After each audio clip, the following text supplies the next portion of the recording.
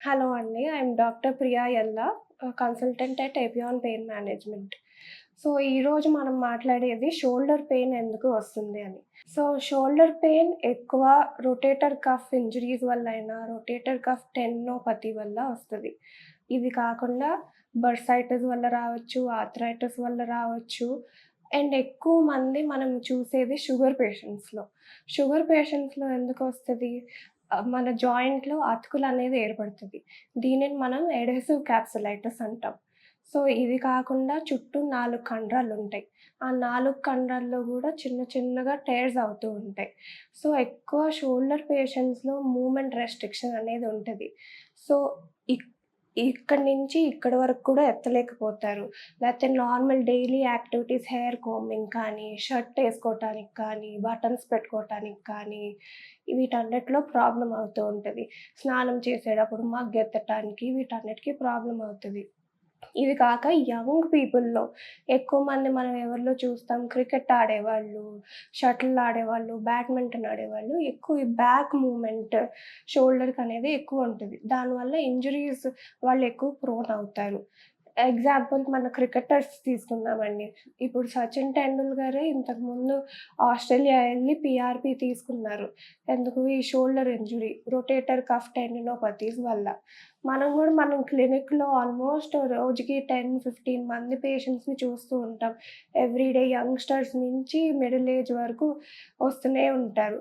కొంతమంది sports injuries వల్ల వస్తున్నారు. కొంతమంది డయాబెటిక్ ఫ్రోజెన్ షోల్డర్ వల్ల వస్తున్నారు. ఇంకో రీజన్ నార్మల్ పీపుల్‌లో వచ్చేది ఎక్కువ హెవీ వెయిట్స్ లిఫ్ట్ చేస్తున్న వాళ్ళు, లేకపోతే తెలియక ఒక సైడ్ ఎక్కువ పడుకుంటున్న వాళ్ళలో గూడా ఇది వచ్చే అవకాశాలుంటాయి. సో, దీనికి మనం చేసే ట్రీట్మెంట్ ఏంటంటే, పీఆర్‌పీ అనేది చేస్తామండి. మనం ట్రీట్మెంట్ డిసైడ్ చేసే ముందు అల్ట్రాసౌండ్ స్కాన్‌లో చూస్తాం. అది గూడా మోషన్ అల్ట్రాసౌండ్‌లో చూస్తాం. సో, మీ హ్యాండ్ మూవ్‌మెంట్ బట్టి ఈచ్ మజిల్ ఎంత మూవ్ అవుతుంది, ఎక్కడ టేర్ ఉంది, హ్యాండ్ పొజిషన్ ఏ పొజిషన్‌లో ఎక్కువ టేర్ ఉంది, ప్లస్ ఫిజికల్ ఎగ్జామినేషన్‌లో మీరెలా ఉన్నారు, దాన్ని బట్టి మనం డయాగ్నోస్ చేసి నెక్స్ట్ ట్రీట్మెంట్ డిసైడ్ చేస్తాం. సో, దీంట్లో గూడా మన పీఆర్‌పీ ఎలా వర్క్ అవుతది, ఫాస్టర్ హీలింగ్ అండ్ ప్లస్ దీంతో మనం ఫిజియోథెరపీ గూడా అడిటివ్‌గా యాడ్ చేస్తాం. So, it's a systematic process of healing. మన దగ్గర ట్రీట్మెంట్ ఎలా ఉంటదంటే అండి, ఫస్ట్ మీరు వచ్చినాక మనం ఎగ్జామిన్ చేస్తాం. ఫస్ట్ ఎందుకు వచ్చింది? మీకు ఇంతకుముందు ఏమన్నా స్ట్రెయిన్ చేసే యాక్టివిటీ చేశారా? ఎక్కువ బరువు ఎత్తారా? లేతే ఏమైనా ఆడారా? లేతే థైరాయిడ్ ఉందా? షుగర్ ఉందా? అన్నీ ఎగ్జామిన్ చేస్తాం. తర్వాత ఫిజికల్ ఎగ్జామినేషన్ ఉంటది. ఎంత రేంజ్ వరకు మీరు లేపగలుగుతారు చెయ్యిని? తర్వాత ఏ మూవ్‌మెంట్‌లో ఎక్కువ పెయిన్ ఉంటది? ఇవన్నీ ఎగ్జామిన్ చేసి తర్వాత మనం అల్ట్రాసౌండ్ అనేది చేస్తామండి. అల్ట్రాసౌండ్‌లో మీకు లోపల నీరుందా? మజిల్‌లో టేర్ ఉందా? లేతే బర్సాలో ఫ్లూయిడ్ ఉందా? జాయింట్‌లో ఆర్థరైటిక్ ప్రాబ్లమ్స్ ఉన్నాయా? అన్నీ చూస్తాం.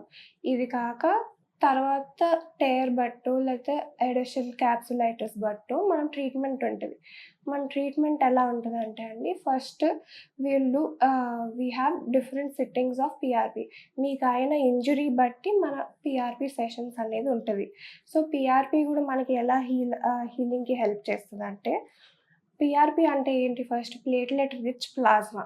ప్లేట్‌లెట్ రిచ్ ప్లాస్మాలో మనకి గ్రోత్ ఫ్యాక్టర్స్ ఉంటాయి. అవి మన హీలింగ్‌కి ఫాస్టర్ హెల్పింగ్‌కి హెల్ప్ చేస్తది. సో, లెట్స్ సే ఎగ్జాంపుల్ మీ చేతి మీద చిన్న కట్ అయిందనుకోండి, 1 వీక్‌లో మానుతది. అదెలా? మీ blood supply is good. So, బ్లడ్‌లోని గ్రోత్ ఫ్యాక్టర్స్ వచ్చి ఆ హీలింగ్‌కి హెల్ప్ చేస్తది.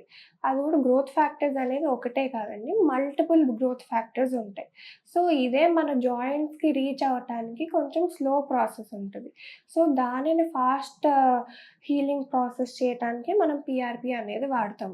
సో, దీంతో పాటు మనం ఫిజియోథెరపీ గూడా ఉంటది. ట్రీట్మెంట్ ఎంత ఇంపార్టెంటో ఫిజియోథెరపీ గూడా అంతే ఇంపార్టెంట్. అలా అని డైరెక్ట్ ఫిజియోథెరపీయే చేసుకుంటాం, నాకు ట్రీట్మెంట్ అక్కర్లేదు అంటే ఉన్న ఇంజురీని ఎక్కువ చేసుకుంటున్నట్టు. సో, ప్రాపర్ గైడెన్స్ లేకుండా ఫిజియోథెరపీ చేస్తే ఎక్స్‌ట్రా టేర్‌ని కాజ్ చేస్తున్నట్టు, ఇంకా ఎక్స్ట్రా ఇంజురీస్‌ని కాజ్ చేస్తున్నట్టు. సో, సిస్టమాటిక్ ప్రాసెస్‌లో విత్ ట్రీట్మెంట్ ఫిజియోథెరపీ ఎంత ఇంపార్టెంటో ట్రీట్మెంట్ కూడా అంతే ఇంపార్టెంట్.